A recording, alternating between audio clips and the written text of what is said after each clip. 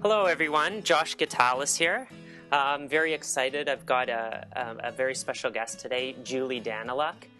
She is the host of The Healthy Gourmet on OWN, which is the Oprah For You network. She is a health expert for the Marilyn Dennis Show and has appeared on numerous TV and radio shows, including The Dr. Oz Show, CTV's Breakfast Television, and Wild on Health.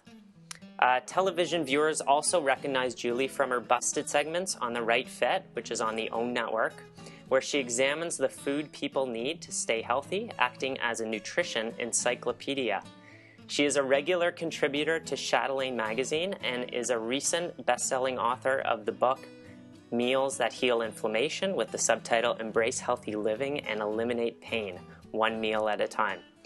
TV host, speaker, author, nutritionist, I'd like to welcome Julie Daniluk.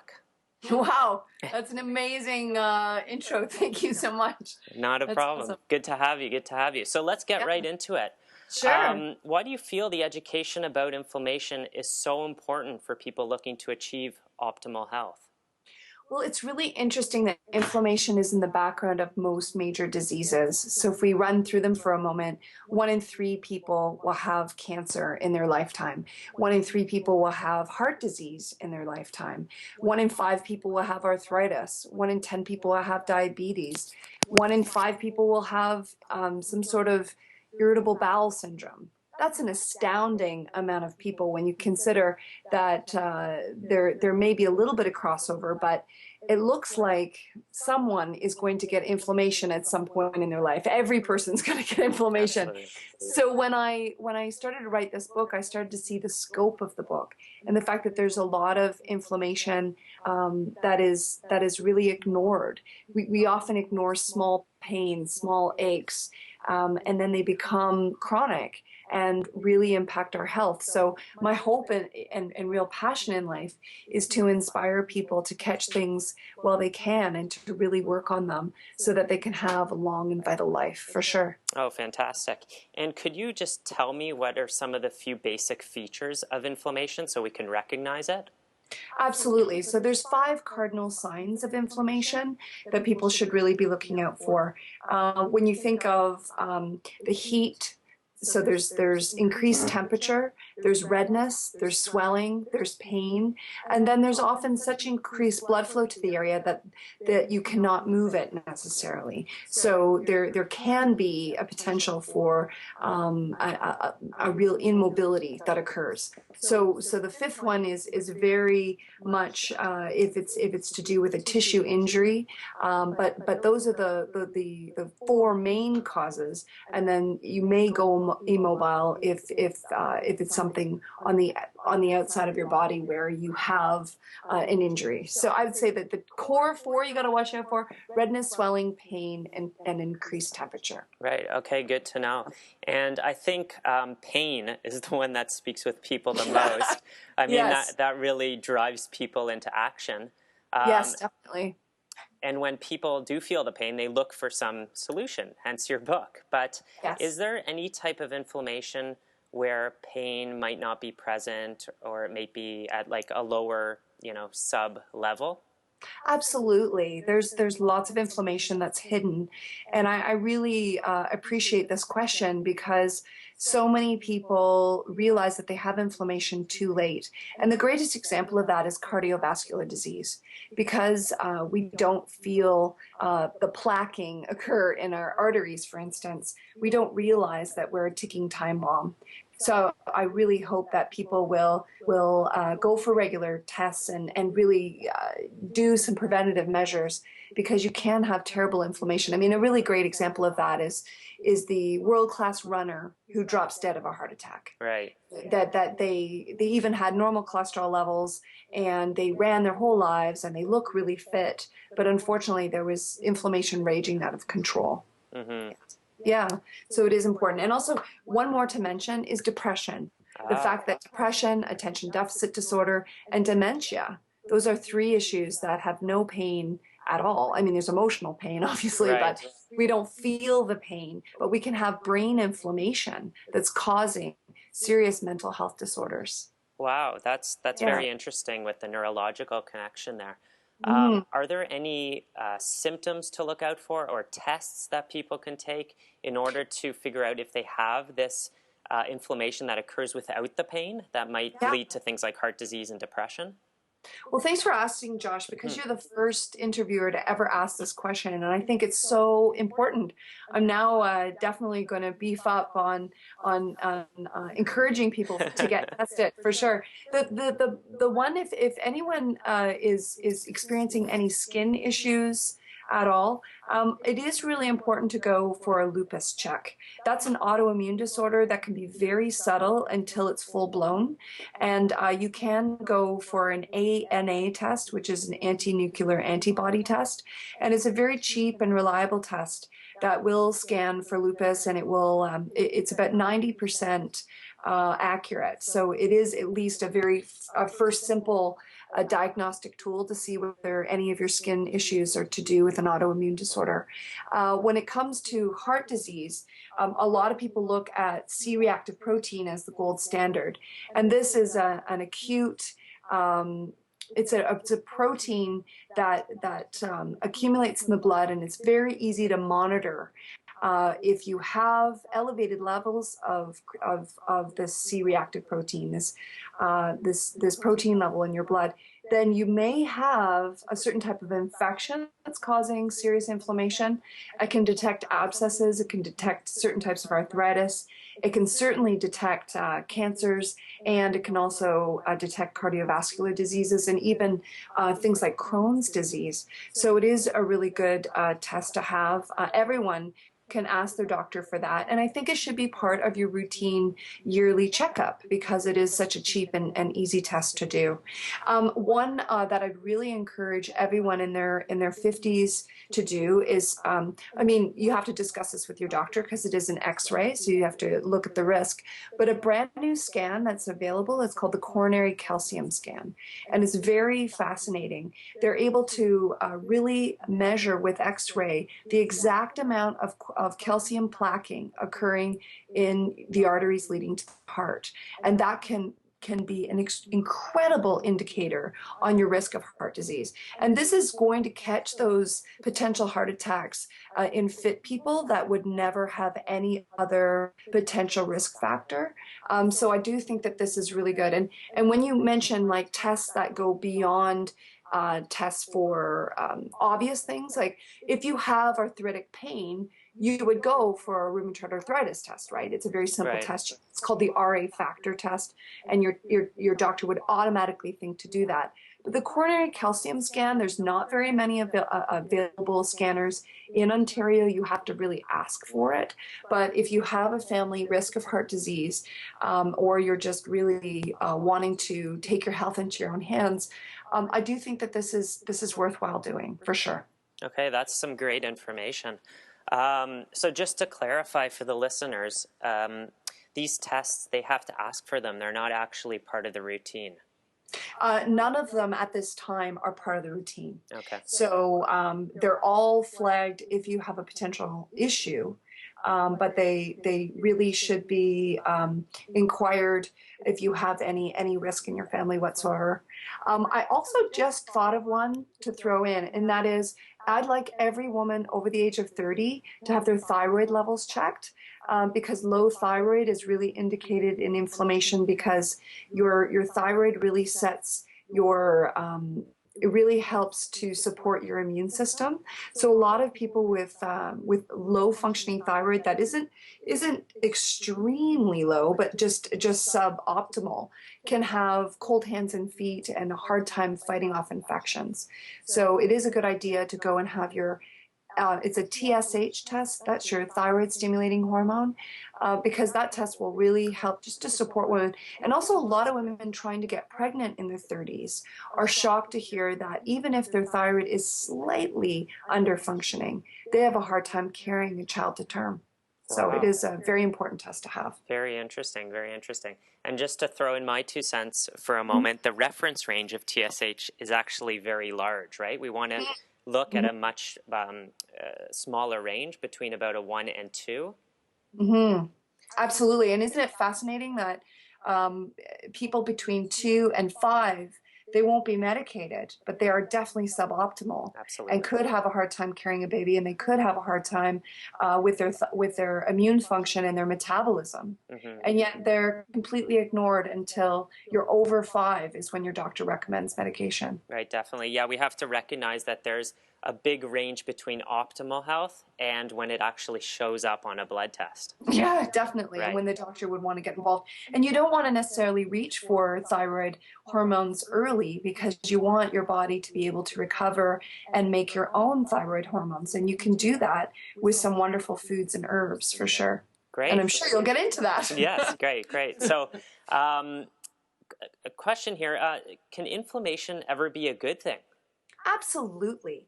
I just want to go on the record as saying that inflammation is the good cop that's often in the black hat. Like it's Right. often seen as the bad guy, but we have to have inflammation to heal. It's the first response. It's the first healing response of the body. So whenever anything's wrong, think of inflammation as the dashboard of your car showing a big, huge red light just to tell you to pay attention to it. Because human beings work really on the greatest needs out the front, right? If something's not on fire, we often ignore it. Mm-hmm. So we have this wonderful mechanism that tells us to slow down and to focus on it. And it's really interesting that a lot of people will shut off the inflammation response. I think of that terrible drug commercial where, someone has got terrible knee pain and they pop back some drugs and they're running up the mountain going, I can do it anyway. I just pop these pills and do it anyway. And I think to myself, oh my, what sort of tissue damage are you doing when you shut off the inflammation response? Because your body will have to face that later. So a lot of people end up with really severe chronic inflammation because they turned off the initial inflammatory response. And then unfortunately, you have a deeper injury that causes you to really pay for it later. So I'd love people to see inflammation as a good thing. Inflammation is only a bad thing when your body doesn't switch into its next phase of healing. So the initial inflammatory response should really be starting to wrap up within 72 hours. And then we hope that, the swelling goes down and we are able to address the next phase of repair. But unfortunately, with all that we're going through, the massive stressors we're under, the body can sometimes forget to switch off the inflammation response. And that's when the chronic inflammation causes significant harm long term. Wow, that's great to know, because I think a lot of people are so fearful of inflammation, they just think it's always a bad thing all the time. So since we've talked about what exactly inflammation is, what can we do to help recover from a state of chronic inflammation or even acute inflammation? What are maybe some foods, herbs, supplements, lifestyle choices that you put in your top? Absolutely. One of my big things that I'd love to talk about right off the top is fish. Fish is a loaded issue as of late, of course, because we are facing a polluted world. But we do have to keep in mind that essential fatty acids are one of the most powerful anti-inflammatories we have in our world. So the essential fatty acids are really omega-3 and omega-6. And omega-6, unfortunately, we can be at a very, very high ratio in our modern diet. So back in 1909, the standard ratio of omega-6 to omega-3 was 4-to-1. So it was a very healthy ratio. That's the ratio that's recommended by the World Health Organization is 4-to-1. The present day ratio of omega-6 to omega-3 is a shocking 25-to-1. Wow. And some studies are showing even higher amounts in certain parts of America. So at 25-to-1, omega-6s and omega-3s, they compete for absorption. So we can have far too much of omega-6 raw materials. And unfortunately, omega-3 is really desperately trying for rallying for space to become part of our cellular membranes. And we need those omega-3s because omega-3s can directly switch off inflammation messengers. It can promote the anti-inflammatory prostaglandins that we're so needing to turn inflammation around. So I really want people to focus on omega-3s anywhere they can. So switching out the standard salad dressing oils, getting rid of things like soft flour, sunflower oil, canola oil that are very high in omega-6, and switching to omega-3 where they can really enjoy flax, chia, perilla, hemp, any oil that has a rich amount of omega-3 in it. And when possible, I really also try to focus on fish oils because fish oils have pre-converted omega-3 that can directly switch off inflammation. It contains EPA, which is a very powerful form of omega-3 that will switch off the inflammation directly. So whenever possible, reach for fish that is extremely small. So we're looking for mackerel, sardines, herring, very small little fish, because these fish are not nearly as polluted. The whole idea of safe fish is we want to avoid fish that are eating other fish because they biomagnify their toxins within the tissues. Right. So by sticking to the smallest fish possible, we're in the safe zone. And also going with a really good quality product. I really like Ascenta fish oil because I know that they do a quality control check. On their website, it's really cool that they even test their mercury levels and list it right on the website by batch number, so you can keep track of what bottle you're drinking and seeing exactly what assay was connected to that bottle to feel very safe and secure on their testing methods, which is kind of cool. Great, that's great to know. Yeah. Any herbs or supplements that you would recommend? Absolutely. One of my favorite of food-based supplements would be plant sterols. So plant sterols are immune modulators. They're special fats that help to take down the arm of the immune system that's overreacting. So if someone's really dealing with allergies, for instance, where the arm of the immune system that's constantly attacking food that is really harmless, or attacking the pollens out in our environment that really don't do us harm, we can have the ability to sort of relax that overactive arm of the immune system. And you can do that by eating these special fats. And it's interesting that plant sterols, if you look at them in our chemistry textbook, look very similar to cholesterol. But they work incredibly differently in the body. Right. And they balance the immune system so beautifully that I've seen people turn around severe cases of eczema. I've had clients who've been able to go into remission with lupus and conceive a child, which they never expected to be able to do. And the strongest product on the market is actually called Immunocare. It's Kelt Immunocare. It's 300 milligrams of plant sterols that's enteric coated, which is very important because plant sterols actually can break down into esters in the stomach unless we protect them. So of course I know that people would be eating plant sterols and steroid-rich foods like your sesame seeds and hemp seeds are one of the highest sources naturally. Broccoli is really high, figs are really high, but you have to eat like literally a pound of broccoli in order to reach a decent amount of plant sterols that people need. So I just know that there's very few people willing to eat a pound of green vegetables a day, or, you know, an entire 150 grams of sesame seeds because it's so high calorically. That's like a half a cup. That's an incredible amount of calories. Yeah.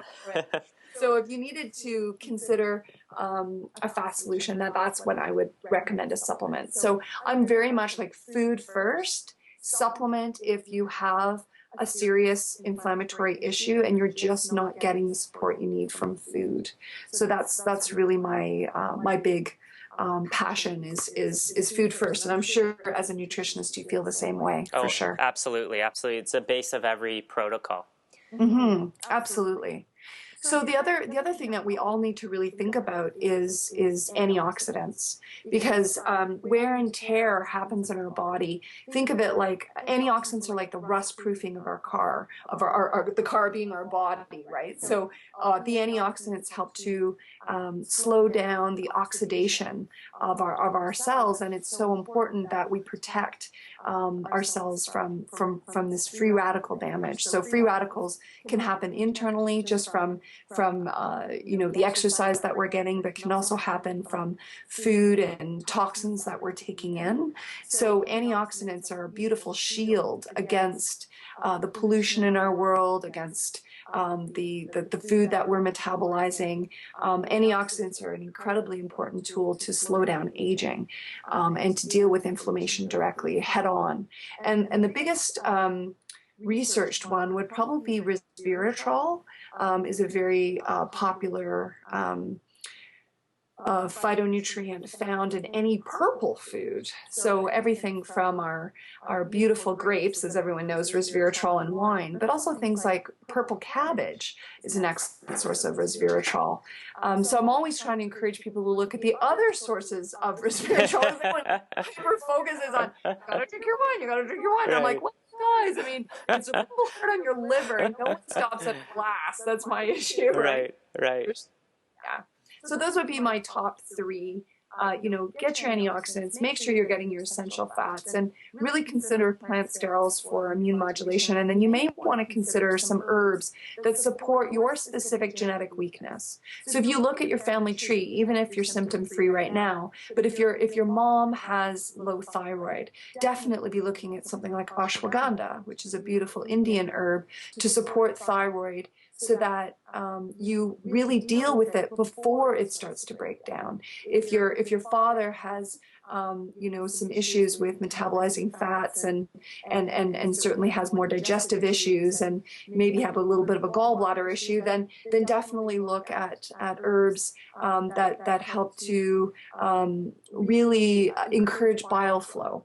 Do you want to look at bitter foods, radicchio and dandelion, and foods that are going to encourage proper bile flow so that we keep the toxins moving out of the liver and we really encourage liver function. So I always say, like, support the organs and glands dependent on you. I don't know what your specific health issue is, but with some detective work, you can really do that supportive, important herbal support.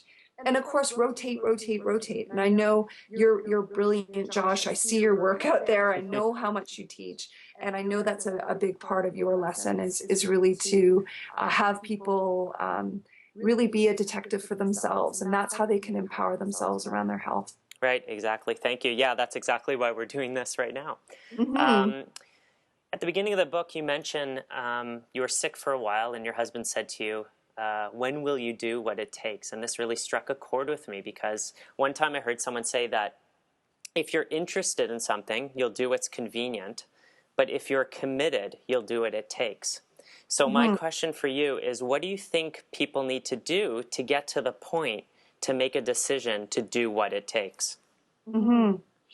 I just want them to put themselves in their parents' body for a minute, because everyone will stick in this place of, it'll never happen to me. Like, it seems like we're in this mode of, I'm not going to really age and I'm okay just the way I am. But if we can, I mean, maybe your parents are incredibly healthy and congratulations, but if we can for a moment imagine and trade places, like a big thing for me is going to visit people in the hospital. And reaching out, and in my clinical practice, as I imagine you are as well, when you work with people who are extremely ill, you get a sense of they would do anything to trade places with a healthy person. For sure. Because you can't buy your health, you have to earn it. And I think of the greatest example that I use a lot in my lectures, and that is Steve Jobs. This man had millions and millions of dollars, and in the end, he could not buy the health that he needed.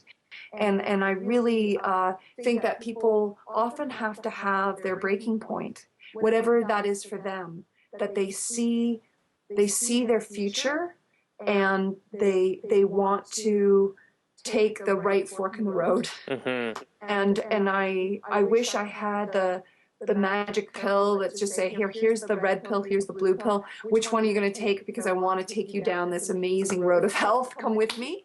But for everyone, they have to have that really long look at their potential future, their almost certain future, and really, I think if they did that exercise of really seeing like where am I going if I keep on the health regime that I'm doing right now? Because everyone has their habits, Right. and if they just project out where they're going, then they really could see where they'll end up. Right. And then if we can really do a process of finding out what are they truly committed to, what are they committed to, and really get a sound, yes, this is what I want, then we can help to build in the milestones to get them to that commitment. So I think that's what you and I do as nutritionists is hopefully hear that commitment. And once we have the commitment, it's what milestones do we need to really hit in order for someone to emerge with great vitality.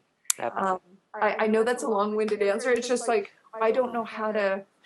That's great. How to get one line. I love that that switcheroo with your parents thing.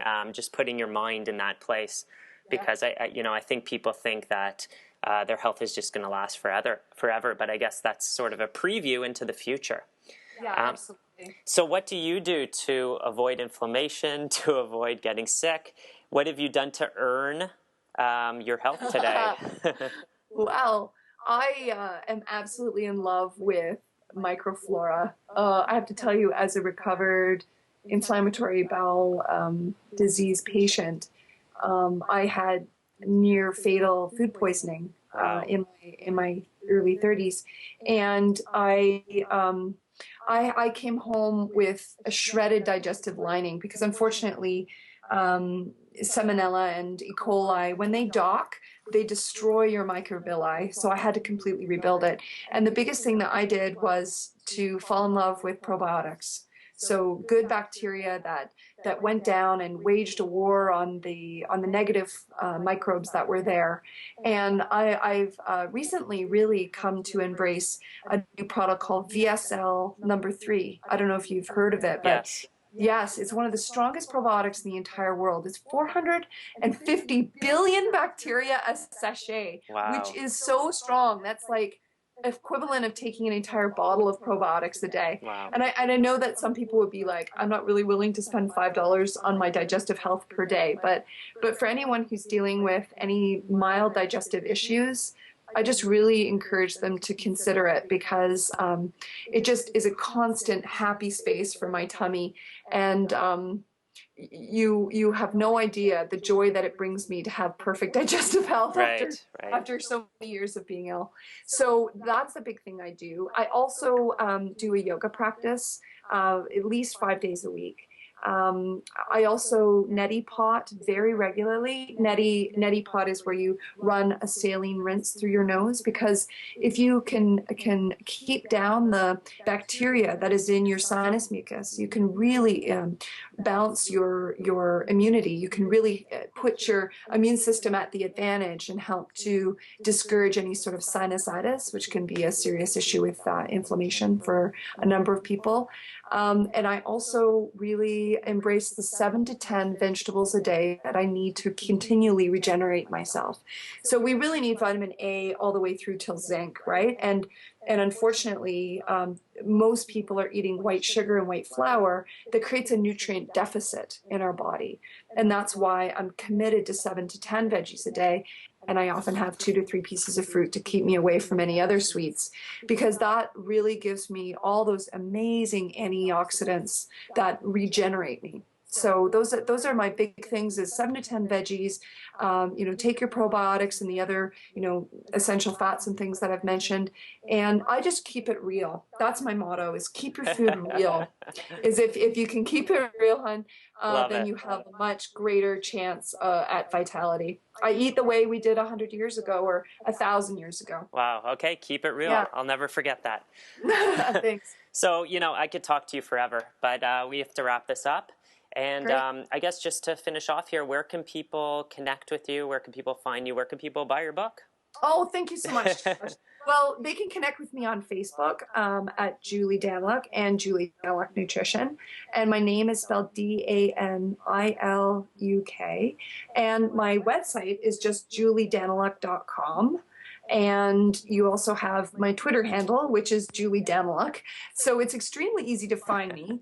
And my book, I'm so lucky that it's now in its third printing, and it is a national bestseller. So it's available at every Chapters Indigo and Amazon bookstore, and it's also available in every health food store pretty much across Canada. So I am so lucky to see how it's been received, because it did take me 5 years to write, and I still really haven't made a penny off it yet. But I'm so happy it's helping that many people, for sure. I'm sure it's helping many, many people and will for a long time. Anyway, thank you very much, Julie, and good luck with everything. Thank you. You're an awesome interview, and I really appreciate it. Thanks, Josh. Thank you.